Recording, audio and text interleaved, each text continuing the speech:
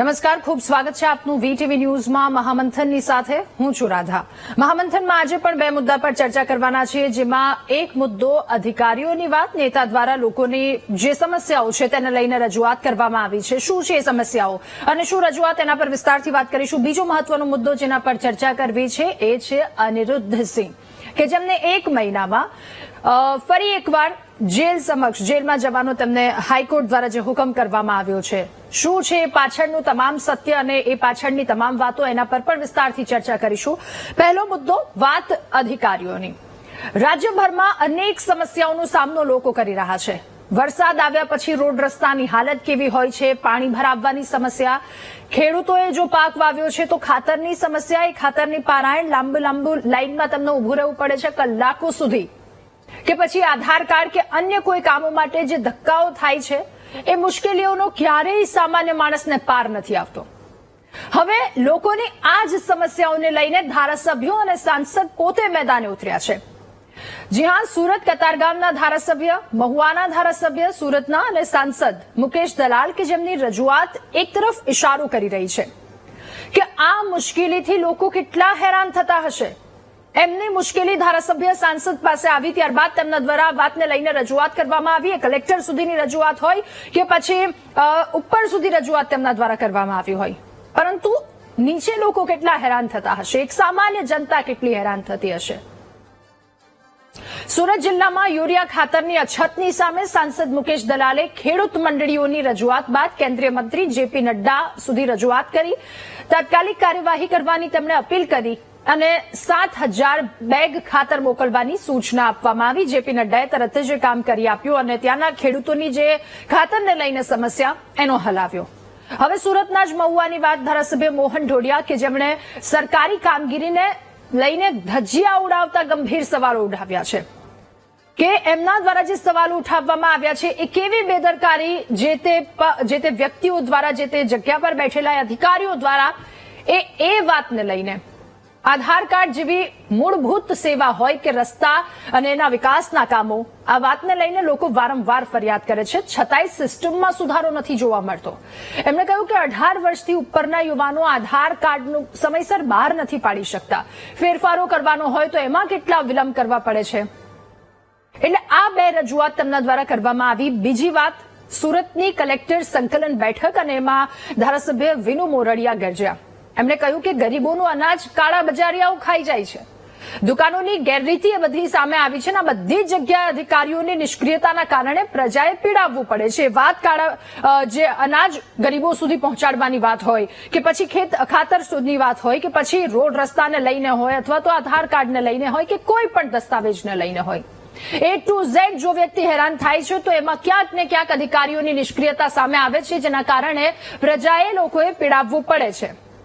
આ અગાઉ પણ કેટલાય ધારાસભ્યોએ અધિકારીઓની દાદાગીરીની સામે રોષ વ્યક્ત કર્યો છે, કે અધિકારીઓ કહ્યામાં નથી, સાંભળતા નથી, અપમાન કરે છે, લોકોના વાત નથી સાંભળવામાં આવતી। અને ફરી આ 3 રજૂઆત, જો નેતાઓની આટલી રાવ છે તો સામાન્ય પ્રજાની કેટલી ફરિયાદો હશે। એક વ્યક્તિ પોતાનું સામાન્ય કાગળ લઈ અને કાગળનું કામ કરાવવા માટે જાય છે તો કેટલી મુશ્કેલીનો સામનો કરવો પડે છે। 15 મિનિટનું કામ 15 દિવસમાં થાય છે।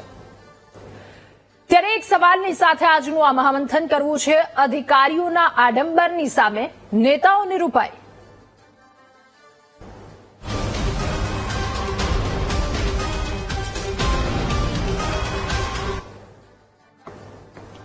ત્યારે આ જ મુદ્દા પર વિનુ મોરડિયા હોય કે મુકેશભાઈ દલાલ હોય કે પછી ઢોડિયા જે ધારાસભ્ય છે, તેમના દ્વારા શું રજૂઆત કરવામાં આવી, કયા મુદ્દે તેઓ ગરજ્યા છે, લોકોના કયા સવાલો એમની પાસે આવ્યા અને તેમણે શું કહ્યું, એમની પહેલા પ્રતિક્રિયા સાંભળી લઈએ।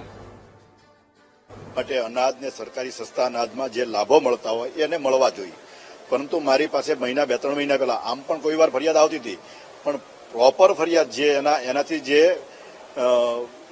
ખંડિત થઈ છે જે યોજના, એવા લોકોએ મને રજૂઆત કરી, એટલે મેં કલેક્ટરશ્રીમાં લિખિત રજૂઆત કરી અને એ પુરવઠાના તમામ દુકાનો પર એના બોર્ડ લાગવા જોઈએ અને મળવાપાત્ર કેટલું અનાજ મળવું જોઈએ, તહેવારમાં તેલ મળવું જોઈએ, આ બધી જ વિગતો ગ્રાહકો સુધી પહોંચે અને એમાં કોઈ જો કસૂરવાર ઠેરાય અથવા તો કોઈને મળે નહીં, કોઈને અન્યાય થાય તો અવાજ મારા સુધી પહોંચે, એ માટે મેં આજે રજૂઆત કરી છે। ક્વોન્ટિટી પ્રમાણે પૂરતું યુરિયા ફાળવવામાં આવે છે, પણ ઇન્ડસ્ટ્રી દ્વારા કેટલીક બીજી ઇન્ડસ્ટ્રીમાં જ્યાં યુરિયા વપરાય છે ત્યાં આગળ ચોરી છુપેટી આ યુરિયા લઈ જવામાં આવતું હોય છે, જેને કારણે આ યુરિયાની અછત ઉભી થાય છે. સર, આજે ગેરકાયદેસર રીતે યુરિયા જતું હોય છે એની સામે પણ કાર્યવાહી કરવા માટેની પણ કોઈ રજૂઆત અત્યારે કલેક્ટરમાં પણ કોઈ બાબતે આ બાબતે રજૂઆત?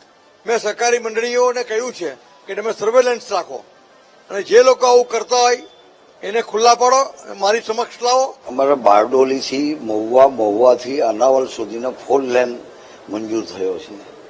એની જે જમીન સંપાદન કરવાની આવે છે એ જમીન સંપાદન અંગેનો પ્રશ્ન હતો કે એની પ્રોસેસ કેટલે આવી છે.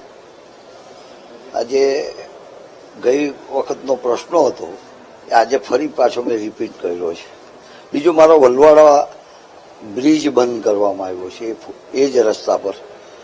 તો એ બ્રિજ જલ્દી ચાલુ થાય એટલા માટે જે સામેને કાંઠે જે જમીન એક્વાયરનો પ્રશ્ન હતો એ પ્રશ્નોની પણ ચર્ચા કરી, એનું નિરાકરણ થાય જલ્દી એવા પ્રશ્નો હતા. ત્યારે ધારાસભ્ય અને સાંસદ દ્વારા જે વાતને લઈને રજૂઆત કરવામાં આવી, એ ખાતરને લઈને અછત સર્જાઈ હોય, સંગ્રહખોરીની વાત હોય કે પછી રોડ રસ્તાના કામના ધાંધિયાની વાત હોય, આ બધી જ વસ્તુ જે તે જવાબદાર અધિકારીઓ પોતાની જવાબદારીમાંથી તો છટકી જાય છે, અમને રજૂઆત કરવી પડે છે, પણ લોકોની શું હાલત થતી હશે એ રસ્તામાંથી પસાર કરતી વખતે. અગાઉ ઘણી બધી વખત આ મુદ્દા પર આપણે ચર્ચા પણ કરી છે. એ કામોને લઈને જો કચેરીમાં જાઓ છો તો કામ કેટલા ઝડપથી, કેવી રીતે અને કેટલા આપવામાં આવે ત્યારે એ કામ થાય છે, આ બધા જ સવાલો છે. એટલે જેમણે રજૂઆત કરી છે કતારગામના ધારાસભ્ય વિનુભાઈ મોરડિયા કે જેઓ આપણી સાથે જોડાયા છે, એમની સાથે સીધા વાત કરી લઈએ કે એમને આ રજૂઆત કરી છે, પાછળનો હેતુ શું, દર્દ શા માટે એમનું છલકાયું, અનેક સવાલો એમની સાથે સીધા વાત કરીએ. વિનુભાઈ, આપનું ખૂબ સ્વાગત છે મહામંથનમાં. પહેલો સવાલ વિનુભાઈ આપને એ પૂછવો છે કે સુરતમાં પહેલા કુમાર કાનાણી જેમના દ્વારા રજૂઆત કરવામાં આવી, હવે વિનુ મોરડિયાએ સિસ્ટમ પર સવાલ ઉઠાવ્યા છે. વિનુ મોરડિયાનું દર્દ મોડા પણ છલકાયું, એનું કારણ શું? દર્દ કોઈ છલકાણું નથી અને પ્રશ્નો પણ નથી ઉઠાવ્યા. રૂટીન પ્રક્રિયા છે જે જિલ્લા સંકલનની અંદર જે અમારા રાજ્ય સરકારની જે યોજનાઓ હોય એમાં કંઈક ક્ષતિ રહી જતી હોય તો એ તંત્રનું ધ્યાન દોરવું. કલેક્ટર સંકલન એટલા માટે જ હોય છે વર્ષોથી પરંપરા મુજબ કે એમાં કોઈ કમી રહેતી હોય તો એનું ધ્યાન દોરવું જોઈએ, અને એના માટે મેં ધ્યાન દોર્યું છે કે જે પ્રકારે મારી પાસે 1 થી 2 વ્યક્તિની મારી પાસે ફરિયાદ આવી છે કે અમને થંભ મરાવી અને અમને ઓછું અનાજ આપવામાં આવે છે. એટલે મેં બોલાવી દીધું, જેને જેને હોય એને તમારા ધ્યાનમાં હોય લાવો, મારી પાસે લાવો. તો એ 2 વ્યક્તિ આવ્યા હતા, એને ધ્યાનમાં લઈને મેં જનરલ આખો વિષય લીધો કે આવા અન્ય કોઈ જગ્યાએ અન્ય દુકાનમાં પણ આવું બનતું હોય તો શું.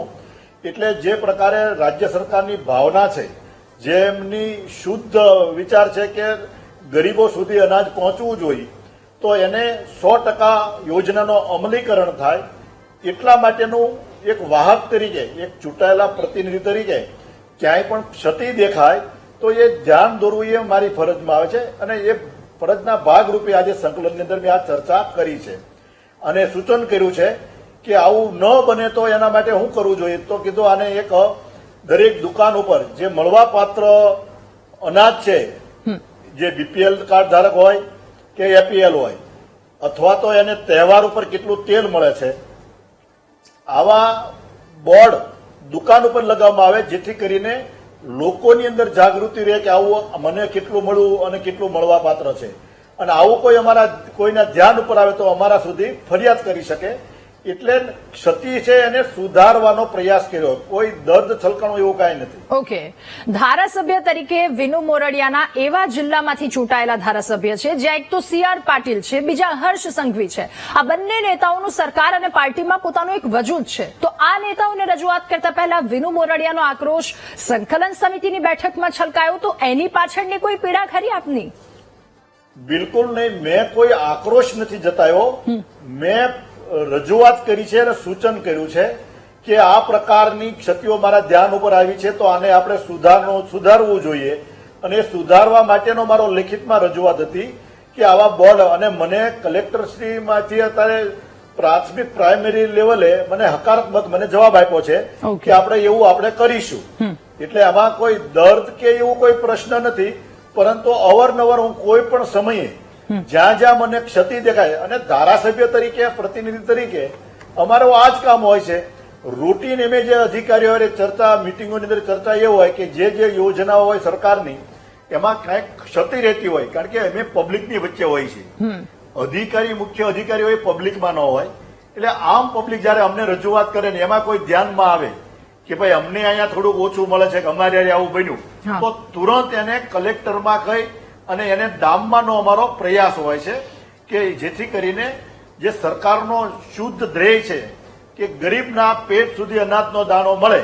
માનની નરેન્દ્રભાઈએ જે પ્રકારે યોજના લોન્ચ કરી છે એવા દરેક કાર્ડ ધારકોને પૂરતું મળે. વચેટિયા કોઈ પણ જગ્યાએ છૂટક કે ચીટિંગ કરવાનો જો કોઈ પ્રયાસ કરતા હોય તો એને સરકાર નહીં ચલાવે, અને આવા લોકો કોઈ કરશે જો અમારા ધ્યાન ઉપર આવશે તો એ દુકાનદારના લાયસન્સ રદ કરવા માટેની પણ તૈયારી છે. ઓકે વિનુભાઈ, ધારાસભ્ય તરીકે વિનુ મોરડિયાએ સંકલન સમિતિની બેઠકમાં જે અવાજ ઉઠાવ્યો અને મીડિયા સમક્ષ પણ ખુલીને બોલ્યા, તો ધારાસભ્ય અધિકારી રાજથી પીડાઈ રહ્યા છે એવું કહી શકાય?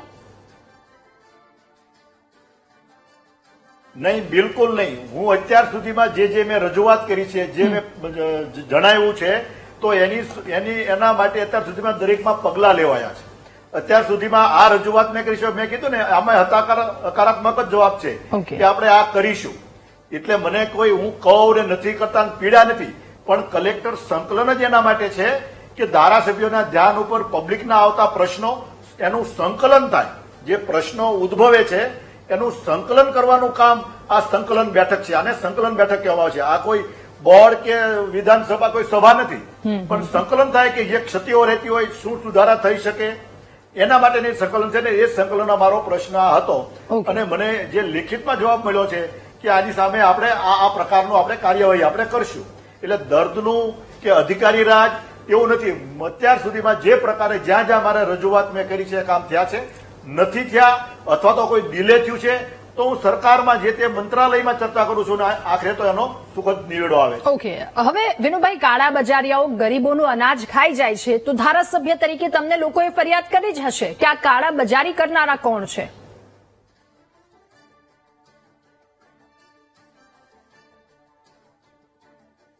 નહીં, મને એવા કોઈ લોકોએ, મને તો એક સામાન્ય એક વિકલાંગ હતા. વિકલાંગના લગભગ 125 કે 37 કાર્ડ મારા વિધાનસભામાં છે. એને જે એક્સ્ટ્રા એને જે અનાજ મળવું પડે અને એમાં એને ક્ષતિ હતી, અને સાથે સાથે એને એવું પણ કીધું કે એક બેન હતા એને અનાજ ઓછું મળ્યું હતું એમ કે એમ. તો મેં કીધું એ બેનને બોલાવો, એટલે મેં એ બેનને બોલાવ્યા. એ બેનની રજૂઆત મેં સાંભળી કે મને અત્યારે અનાજ આ પ્રકારનું ઓછું મળ્યું અને અત્યારે હવે તમે કીધું એને આપી દીધું છે. તો મને એવું લાગ્યું કે હું એક એક વ્યક્તિનું કરવા જાઉં અથવા તો બધા જ અવાજ મારી પાસે ન પહોંચી શકે બીજાને આવું થયું હોય તો. એટલા માટે મેં સુરતના તમામ રેશન કાર્ડ દુકાનધારકો છે એની ઉપર બોર્ડ લગાવવા માટેની મેં રજૂઆતને સૂચન કર્યું છે, અને એનો મને હકારાત્મક રીતે આપ્યું. કોઈ અહીંથી અનાજ લઈ જાય છે અને અમને આવી કોઈ મારી પાસે રજૂઆત નથી. મારી પાસે રજૂઆત એ છે કે અમને જે મળવા પાત્ર નથી મળતું તો કયું નથી મળતું. મેં આખું લિસ્ટ મગાવ્યું. જે પ્રકારે જે અનાજનું લિસ્ટ છે મળવાપત્ર બીપીએલ ધારકો અને એપીએલ ધારકોને, એ બોર્ડ દુકાનના બહારના દરવાજાની બહાર લગાવવામાં આવે જેથી કરીને ગ્રાહકને ખબર પડે કે હું કેટલા અનાજનો હકદાર છું. ઘણીવાર એવું બને કે ગ્રાહકને ખબર ન હોય ને એને એમ થાય કે આ મને ન આપ્યું. ઘણીવાર એવું બને કે ઘણા વ્યક્તિ ગ્રાહકો એવા હોય છે કે એને એ વસ્તુ ન લેવી હોય અને એને બીજી એની બદલામાં વસ્તુ લેવી એવી ઘણીવાર ડિમાન્ડ કરીને લેતા હોય. એ એકાબીજ દુકાનદાર અને ગ્રાહકની બેની સમજૂતી થતું હોય છે. આવું પણ મારા ધ્યાનમાં આવે છે. તો મળવા પાત્ર જે છે એ ગ્રાહક સુધી મળવું જોઈએ. જો ગ્રાહક સુધી બધાને મળી જાય પછી કાળા બજારીઓ શું કરવાના? એટલે મારો ધ્યેય એ છે કે જે છીંડું છે એને જ બંધ કરો. ક્યાંથી કોણ સંકલન કરે છે કાળા બજારી એને હું પકડવા નથી જઈ શકવાનો, પરંતુ અનાજ જેટલાના નામે આવે છે એ નામ ધારકોને પૂરતું અનાજ મળે એ મારો લક્ષ્ય છે. ઓકે, શાસક પક્ષના ધારાસભ્ય તરીકે હવે તમે અન્ન પુરવઠા મંત્રી છે, મુખ્યમંત્રી સુધી આ કાળાબજારી વિશે રજૂઆત કરી શકો છો, તો આગામી દિવસોમાં એને લઈને કોઈ પ્લાન ત્યાં સુધી પહોંચવાના છો ખરા તમે? મને અહીંથી સોલ્યુશન આવી જવાનો પૂરો ભરોસો છે, અને અત્યાર સુધીમાં જે મેં કીધું એ થયું છે, અને નહીં થાય તો મંત્રીશ્રી કે મુખ્યમંત્રીશ્રીનું હું ધ્યાન દોરીશ. પરંતુ મને વિશ્વાસ છે કે જે મેં રજૂઆત કે સૂચન કર્યું છે એનો અમલ કરશે. ઓકે, છેલ્લા ઘણા સમયથી આપણે જોઈએ છીએ કેટલાય ધારાસભ્ય જે રીતે અધિકારીઓ સામે બાયો ચડાવી છે, જેમ કે હાર્દિક પટેલ, કુમાર કાનાણી, કેતન ઇનામદાર, શું આ બધા ધારાસભ્યોને જોઈને પ્રજાના પ્રશ્નો માટે ખુલીને બોલવાની હિંમત વિનુ મોરડિયામાં આવી છે એવું કહી શકાય?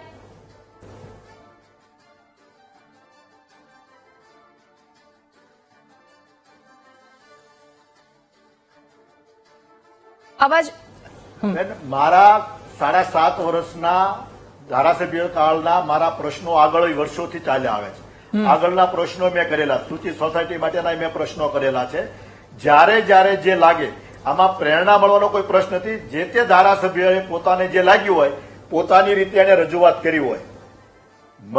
મને હું મારામાંથી જ પ્રેરણા લઉં છું કે મને જ્યાં યોગ્ય લાગે, મને જ્યાં જરૂર લાગે, કરવા જેવું લાગે તો એ મારે રજૂઆત કરી. ધારાસભ્ય તરીકે અમારી ફરજ છે કે અમારે સંકલન, એમાં વેદના નહીં પણ અમારી ફરજના ભાગરૂપે અમારે આ ધ્યાન દોરવું જોઈએ અને એનું સોલ્યુશન લાવવું જોઈએ. Okay. રજૂઆત કરવી કોઈ વેદના નથી. સંકલન જ એના માટે સરકાર બોલાવે. સરકારની સૂચનાથી આ સંકલન મળે છે.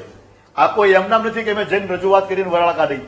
સરકાર તરફથી જે સૂચના છે કે મહિને આની સંકલન મળે, એમાં ધારાસભ્યો MP ભેગા થઈ એમાં જે કાંઈ ક્ષતિઓ નાની મોટી હોય, સરકાર છે, તંત્ર છે, તો ક્ષતિઓ રહેતી હોય એના માટે ધારાસભ્ય ચૂંટાયેલા પ્રતિનિધિ. અન્યથા તો તંત્ર તો અધિકારીઓ ચલાવવાના જ છે, પણ પબ્લિક અને તંત્રની વચ્ચેની માધ્યમ કડી રૂપી એને ચૂંટાયેલા પ્રતિનિધિઓ કામ કરતા હોય છે. એટલે મને કોઈના પછી કોઈ પ્રેરણા મળે કે એવું નથી. મારા પ્રશ્નો સંકલનમાં આગળ વર્ષો પહેલા ટીવીમાં, ન્યૂઝમાં કે પેપરમાં આવેલા છે અને અથવા તો મારા પ્રશ્નો લેખિતમાં ત્યાં થયેલા છે. એવું નથી કે બધા ટીવીમાં આવે એ જ થયો. એની સિવાયના મારા પ્રશ્નો છે.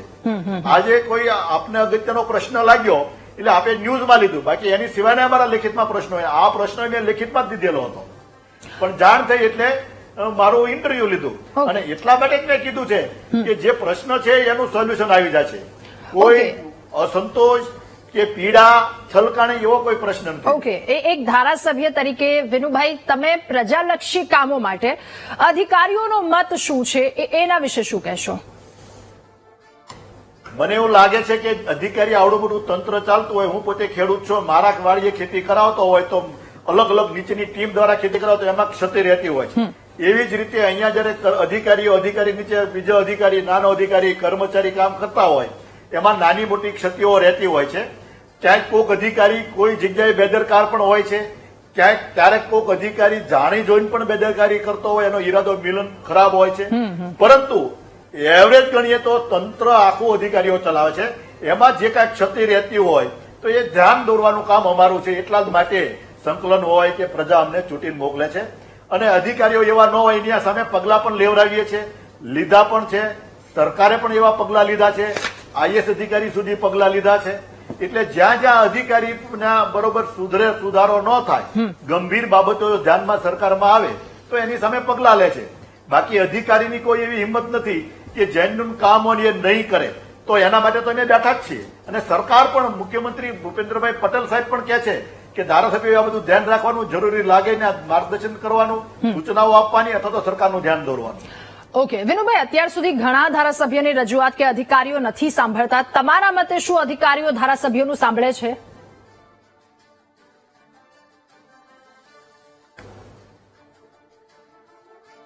મારા આજના જે 2 મહિના પહેલાનું મારું હતું, મારા લગભગ એક પ્રશ્ન કોર્પોરેશનની અંદર હતો, તેની કલેક્ટરમાં નહીં, કે ભાઈ આ ભંગારના ગોડાઉનો બંધ કરવા. તો એના માટેની કાર્યવાહી કરી હતી. આપણે બધા ન્યૂઝમાં પણ આવ્યું હતું. જે પ્રકારે અનલીગલ ડોમો હટાવવા એ પણ હટાવ્યા હતા. એના આગળ પણ જે પ્રકારે જયારે મેં રજૂઆત કરી એ પ્રશ્નનો હલ થયા છે મારા. બની શકે કે 2 પ્રશ્નને લેટ થયું હોય તો લેટ થયું હોય તો એની કાંઈ બેદરકારી રહી ગઈ હોય એવું બની શકે, તો ત્યારે મેં આક્રોશ પણ ઠાલવો હોય. આગળ મેં કોઈ વાર આક્રોશ ઠાલવેલો છે, નથી ઠાલવ્યો એમ નહીં, તો એ અધિકારીને આક્રોશથી કહેવું પડે, નો રીતે સમજે તો. અને એ પછી આવી જ જાય છે.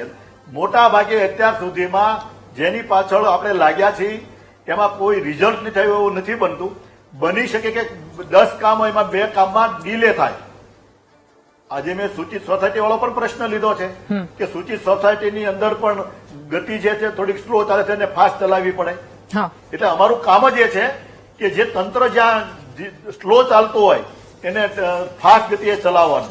અમારા વિસ્તારની અંદર ડેવલપમેન્ટના કામો છે, આ બધા જ મારા વિસ્તારમાં કતારગામમાં થયા છે.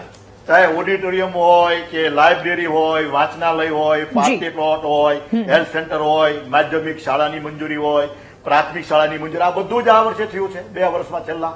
ઓકે, એટલે થાય તો છે, થતા હોય તો જ, પરંતુ થાય છે એનો મતલબ એવું નથી કે સંપૂર્ણ કામ એની મેળાએ થઈ જાય. જાગૃત એક ધારાસભ્ય તરીકે, પ્રતિનિધિ તરીકે તમારે તંત્રને કાયમી માટે એને ચલાવવું પડે, એને રજૂઆતો કરવી પડે, એના ધ્યાન ઉપર મૂકવું પડે. કારણ કે અમારે જેવા અનેક પ્રતિનિધિઓ એ પોતપોતાની વાત મૂકતા હોય અને તંત્ર પાસે કામ કરાવતા હોય, એટલે જાગૃતિ દાખવવી એ અમારી ફરજમાં છે. એનો મતલબ એ નથી કે અધિકારી માનતા, અધિકારીને કહીએ તો ન માને તો કહેવાય, કીધા પછી તો થાય જ છે. ઓકે, તો પછી લોકો એવી ફરિયાદ શા માટે કરે છે કે અધિકારીઓ અમારું સાંભળતા નથી, આટલી રજૂઆત કરવામાં આવી તેમ છતાંય નથી સાંભળવામાં આવતું? લોકો એટલે આમ પબ્લિક. આમ જો પબ્લિક એમાં એવું બની શકે, લોકો જે છે એનો જ અવાજ અમે બનવાનો પ્રયાસ કરીએ છીએ. લોકોને ક્યાંક ને ક્યાંક આવા અનુભવ થતા હોય. મેં કીધું રેશનિંગ ની અંદર આવો અનુભવ કોઈને થયો તો જ મારી પાસે વાત આવી ને. અને આ જે પબ્લિકને જે કઈ ઇસ્યુ થાય, કોઈ કર્મચારી એવો બની શકે કે એને બરાબર જવાબ ન આપતો હોય, અથવા તો એની સમજણ કામ કરવાની એટલી શક્તિ ન હોય, ડિગ્રીના આધાર ઉપર એ નોકરી તો કરતો હોય, પણ જે પબ્લિક હારે જે એને બિહેવ, એનું વર્તન હોવું જોઈએ એ ઘણીવાર વ્યાજબી ન હોય, એટલે પબ્લિકમાંથી કોઈ દુઃખી થતું હોય. અને આવો દુઃખી જયારે થાય જયારે અમારી પાસે વાત આવે ત્યારે એને સીધી રીતે સીધું કામ કરાવવાનું કામ એ જવાબદારી અમારી છે. ઓકે, વિનુભાઈ, અંતિમ સવાલ આપને પૂછો. જે રીતે ધારાસભ્ય થોડા સમયથી અધિકારીઓ વિરુદ્ધ દાજ કાઢી રહ્યા છે, એ જોઈને એક સહજ સવાલ એવો થાય કે શું હવે ધારાસભ્યોને પ્રજાનો ડર લાગે છે કે જો પ્રજાના પ્રશ્નો નહીં ઉઠાવીએ તો પ્રજા હવે છોડશે નહીં, એટલે કામ ભલે થાય કે ન થાય આપણે મુદ્દાને જાહેરમાં ઉઠાવી લેવો જોઈએ, જેથી ધારાસભ્યની એક નકારાત્મક છાપ તો કમસે કમ ન બને લોકોની વચ્ચે અથવા તો તમામ પ્રજાની વચ્ચે? આ વાત બિલકુલ વાત હું સંમત નથી. આ અમારા આગળના પ્રશ્નો જોઈ લીધા હોય, અને જે અમારી ચૂંટણીને તો હજી 2.5 વર્ષની વાર છે, હજી 2-2.5 વર્ષ જ થયા છે. અમારે ધારાસભ્ય ચૂંટણીને 2.5 વર્ષની વાર છે, અને આની આગળના વર્ષની સંકલન જોઈ લો. મુદ્દો એવો છે કે કોઈ મુદ્દો એવો આવી જાય, મીડિયા સમક્ષ એક મુદ્દો એવો આવી શકે કે ભાઈ આ સેન્સિટિવ છે કે એને લાગે તો એ મીડિયામાં ચાલી જાય. પરંતુ અમારા અવાજ એવો છે કે અમારી પાસે તો રૂટીન જેટલા કામ આવતા હોય, અમારી સંકલન આવતી હોય, પોલીસ કમિશનર સંકલન આવતી હોય, આની અંદર આ સંકલનની અંદર અમારા પ્રશ્નો અમે રજૂ કરતા હોય. દાખલા તરીકે કે વર્ષોથી ક્યારેય પોલીસ કમિશનર સંકલન નહોતી મળતી. આજે એચએમ ગૃહમંત્રી શ્રી મુખ્યમંત્રીએ સૂચના આપી તો આજે મહિનામાં એકવાર એની પણ સંકલન મળવા માંડી કે પોલીસ તંત્રનું ધ્યાન દોરવા માટે નીચેના લેવલે કોઈ કર્મચારી આમ તેમ કામ બેદરકારી દાખવતો હોય, એવી ગંભીર બાબતો તો એનું પણ આપણે ધ્યાન દોરવા થાય. એટલે સરકારની મનસા સાફ છે કે જે અધિકારીઓની હારે ધારાસભ્યો ચૂંટાયેલા પ્રતિનિધિઓ હોય એને હારે સંકલન કરી અને પ્રશ્નનો નિકાલ લોકલ ઓથોરિટી દ્વારા આવવો જોઈએ, અને ન આવે તો રાજ્ય લેવલે જે તે મંત્રી અથવા તો મુખ્યમંત્રીના રજૂઆત કરી એનો પ્રશ્નનું સોલ્યુશન લાવવું જોઈએ. અને એટલે જ પ્રતિનિધિ હોય છે. જે આપના દ્વારા જે વાત છે કે ડર છે કે એવું કઈ છે નહીં. પબ્લિકની વચ્ચે રહેનારા જ લોકો છીએ, અને હજી આની આ જ ઇલેક્શનો આવવાના છે. પ્રજા જે છે એટલે જ વારંવાર ચૂંટે છે, બાકી અમુક લોકોને જો ચલાવવું હોય કે આવું છે એવું કઈ છે નહીં. ઓકે, વિનુભાઈ, આપનો ખૂબ આભાર મહામંથનમાં અમારી સાથે જોડાવા બદલ, આ મુદ્દા પર ચર્ચા કરવા બદલ. એટલે હાલ પરિસ્થિતિ આ છે, ધારાસભ્ય તરીકે એમણે તો પોતાની જવાબદારી નિભાવી છે, લોકોના સવાલનો જવાબ ઉઠાવ્યો છે અને જવાબ મેળવવાનો પ્રયત્ન પણ કરવામાં આવ્યો. ગઈકાલના જે આંકડાઓ સામે આવ્યા છે કે સરકારી અનાજ તેમને ફરિયાદ કરી છે કે બારોબાર વેચાઈ જાય છે, કાળા બજારીને લઈને જે ફરિયાદ કરવામાં આવી, લોકોનો હક એમના સુધી નથી પહોંચતો. કાલના જે આંકડા સામે આવ્યા, 45 કરોડ જેટલું અનાજ કે જે ત્યાં ને ત્યાં ગોડાઉનમાં સડી જાય છે, પરિવહન હોય કે પછી ગોડાઉનને વાતને લઈને હોય, એટલે ગરીબોનો હક એમના સુધી નથી પહોંચતો. એની પાછળની આ પણ કારણ, ત્યાં પણ પગલાં લેવાવા જોઈએ. અને હવે આ જ મુદ્દામાં આગળ વધીશું. આપણી સાથે મહામંથનમાં આ મુદ્દે સાંસદ છે, સુરતના જોડા છે, મુકેશભાઈ દલાલ, અને નેતા કોંગ્રેસ અશોકભાઈ અધેવરાજ આપણી સાથે જોડાયા છે. આપનું ખૂબ સ્વાગત છે મહામંથનમાં. મુકેશભાઈ, કે જેમના દ્વારા ખાતરને લઈને આજે સવાલ ઉઠાવવામાં આવ્યો હતો, રજૂઆત કરવામાં આવી જેપી નડ્ડા દ્વારા, એ તરત જ એનો ઉકેલ પણ લાવી દેવામાં આવ્યો. અશોકભાઈ, શરૂઆત આપનાથી કરવી છે. આપને સવાલ પૂછવો છે કે યુરિયા ખાતરને લઈને જે રજૂઆત છે ત્યાં કમીના કારણે ખેડૂતો હેરાન પરેશાન થઈ રહ્યા છે. એ પરેશાની કેટલા સમયથી છે? ખેડૂતો આ પરેશાની કેટલા સમયથી વેઠી રહ્યા છે અને હાલની પરિસ્થિતિ શું છે? નમસ્તે બેન. જી, ખાતરનો પ્રશ્ન તો વર્ષોથી આમ ચાલ્યો આવ્યો છે અને ખેડૂતોની જે મુશ્કેલીઓ છે હા. એ ફક્ત ને ફક્ત આ સરકારની અંદર વેદનાઓ છે. કોઈ પણ પ્રશ્ન ખાતર જોતું હોય ત્યારે ક્યારેય ખેડૂતોને એના સમય પ્રમાણે મળતું નથી. ખાતરના સમયે અછત ઊભી થાય છે. કઈ ના કઈ રીતે ખેડૂતો આની અંદર પરેશાન થઈ રહ્યા છે. કારણ કે મારી દ્રષ્ટિએ હું એવું કહીશ કે સરકારનો અણવહીવટ કે જે એને જ્યારે ખેડૂતોને જ્યારે જે જરૂરિયાત હોય છે ત્યારે એ ક્યારેય પૂરી કરી શકતા નથી. ઇલેક્શન સમયો હોય છે ત્યારે ખેડૂતોને સાવરી લેવામાં આવે છે. બાકી અત્યારે ખેડૂતો આટલા બધા દુખી છે, ખાતરો મળતા નથી. અત્યારે વરસાદના હિસાબે પરિસ્થિતિ ખરાબ છે, કારણ કે આટલો વરસાદ થાય ત્યારે ખાતરની 100% તાત્કાલિક ખેડૂતોને જરૂર હોય છે. અને વિસ્તારની અંદર અનેક મંડળીઓ ગામડાની અંદર અત્યારે ખાતરની બહુ એટલે બહુ તંગી છે. એના માટે તાત્કાલિક સરકારને વાતો કર્યા પહેલા મને એવું લાગે છે કે ખાતર ત્યાં પહોંચતું કરવું જોઈએ. ઓકે મુકેશભાઈ, હવે આપની પાસેથી એ સમજવું છે, ખાતરની અછતને લઈને આપના દ્વારા રજૂઆત કરવામાં આવી અને તરત એ વાતનું સોલ્યુશન પણ આવી ગયું, એ ખાતર પહોંચી પણ ગયું. હવે આપને એ પૂછવું છે કે આયોજન શું નહોતું કરવામાં આવ્યું કે આ સિઝન આવવાની છે, ખેડૂતોને આ સિઝનમાં જો ખાતર નહીં મળે તો પાક બરબાદ થઈ જશે? શું આગોતરું કોઈ આયોજન નહોતું? ને પૂરતું આયોજન હતું. ખેડૂતોને ખાતર તો પૂરતું પહોંચતું છે. આ વખતે માંગ થોડીક વધી ગઈ અને મોટા ખેડૂતોને પણ ખાતર પહોંચ્યું છે, યુરિયા પહોંચ્યું છે અને સમયસર પહોંચ્યું છે. એમાં કોઈ બેમત નથી. બાકી વિપક્ષે જે વાતો નકારાત્મક કરવી હોય તો એ લોકોના અરીસામાં પોતાનો ચહેરો જોઈ લઈ જરાક કે પહેલા શું સ્થિતિ હતી, આજે શું સ્થિતિ છે. યુરિયા આજે ખેડૂતોને ખૂબ સસ્તા ભાવે, ખૂબ વ્યાજબી ભાવે, આજે વર્લ્ડમાં નીચામાં નીચા ભાવે યુરિયા આજે આપણે ખેડૂતોને પહોંચાડી રહ્યા છે. ઓકે મુકેશભાઈ, હવે આપને સાથે એ પણ પૂછવું છે, આપની જે રજૂઆત અશોકભાઈ આપની રજૂઆત કરી દો. સાહેબ એવું કે છે સંસદ સભ્ય શ્રી કે પહેલા અરીસામાં ચહેરો જોવે. હું ખેડૂતનો દીકરો છું.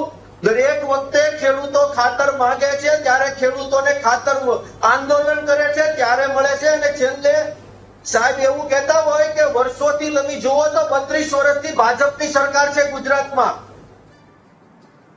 અને એ તો પહેલી વાત 32 વર્ષ પહેલાનું પણ શાસન તમે જુઓ ને, જરૂર છે કે દરેક વખતે તમારું 32 વર્ષ પહેલાનું પણ શાસન જુઓ.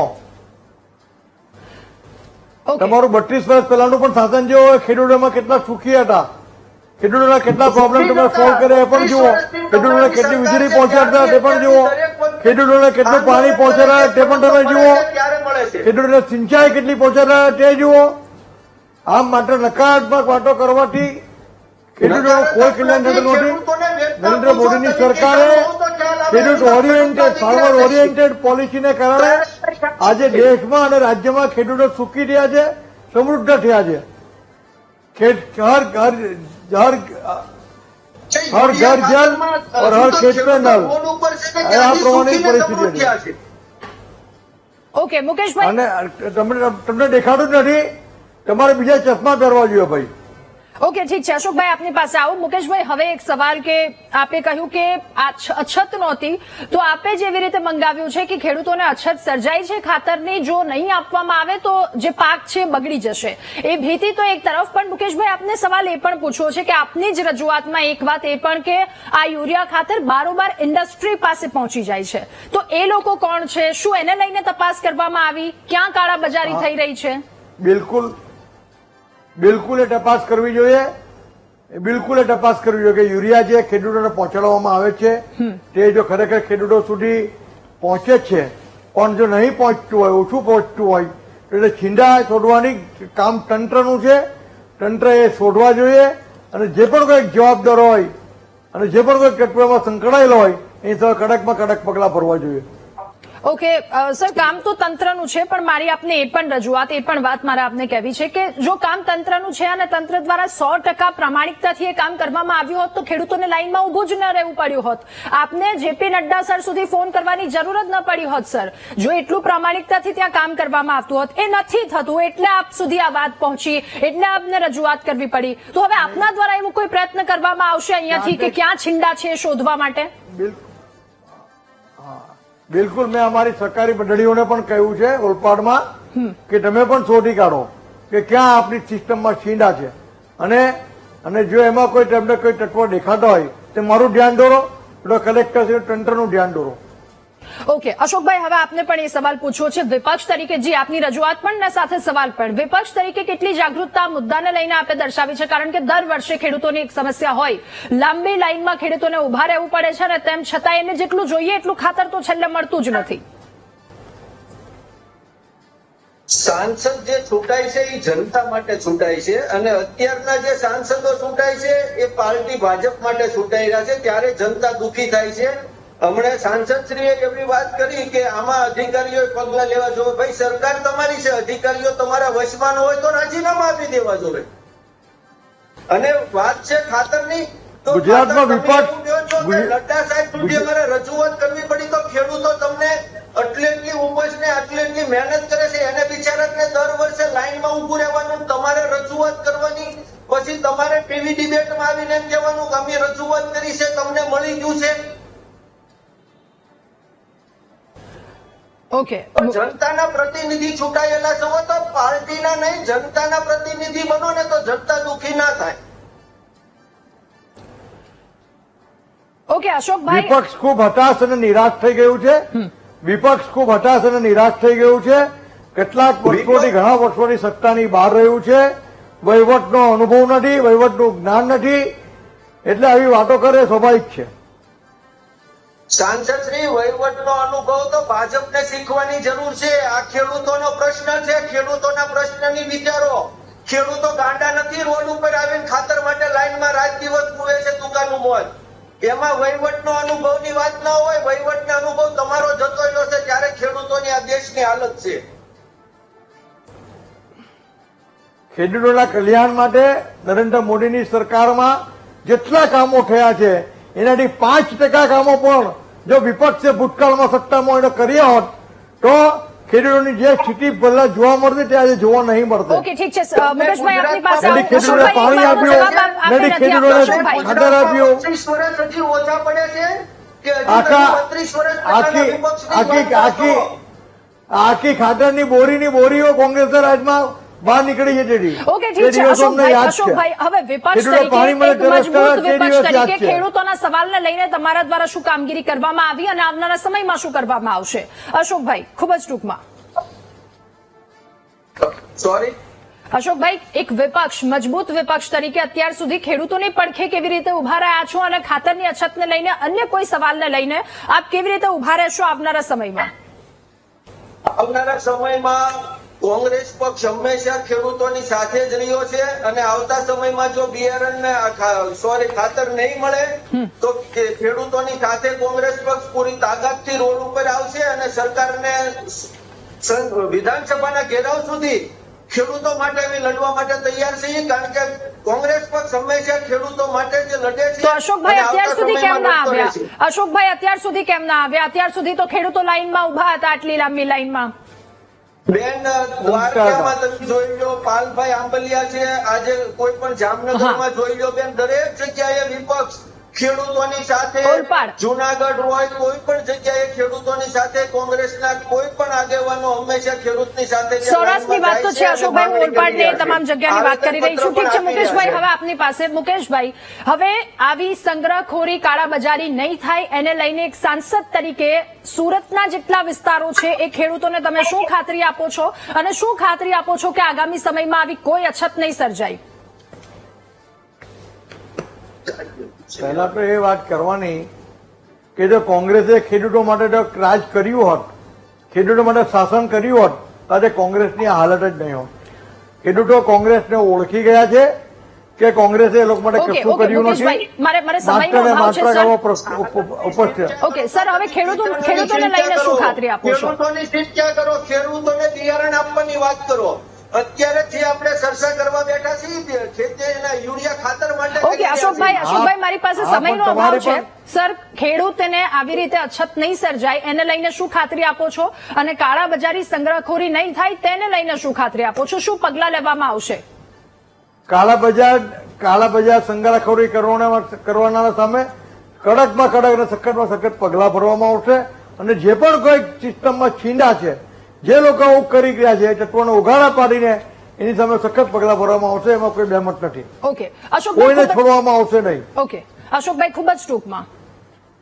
હા બેન, એક આપણે રેશનિંગની આજે અનાજ માફિયાઓની વાત હમણાં ધારાસભ્ય શ્રી વિનુભાઈએ કરી, એના વિશે હું વાત કરવા માંગુ છું. હા, ટૂંકમાં. કે આ ટૂંકમાં વિનુભાઈએ જે એક ગોળ ગોળ જવાબ આપ્યો કે ભાઈ અહીંયા બહાર બોર્ડ મારવા જોવે કે અનાજ જાય છે ક્યાં, કે કેટલું મળવું જોઈએ. આજે નાનામાં નાનો કોઈ પણ કાર્ડ ધારક હોય એને ખ્યાલ જ હોય છે કે અનાજ કેટલું મળતું હોય છે.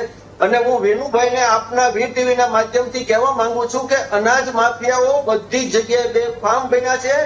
આજે તમે મારી સાથે આવો, તમને હું સચિનની જે અત્યારે આટા મિલું છે એની અંદર તમને અનાજના રેશનિંગના અનાજના કટ્ટા બતાવું તમને. ઓકે ઠીક છે. બિલકુલ અશોકભાઈ, મુકેશભાઈ, આપનો ખૂબ આભાર મહામંથનમાં અમારી સાથે જોડાવા બદલ, આ મુદ્દા પર ચર્ચા કરવા બદલ. તો અધિકારીઓના આડંબરની સામે નેતાઓને વારંવાર રજૂઆત કરવામાં આવી રહી છે. એ વાત ખાતરને લઈને હોય, રસ્તાને લઈને હોય કે તમામ જગ્યા પરની આ વાત. જો કે હવે નિરાકરણ, સમાધાન ક્યારે આવશે એના પર સૌ કોઈની નજર. મહામંથન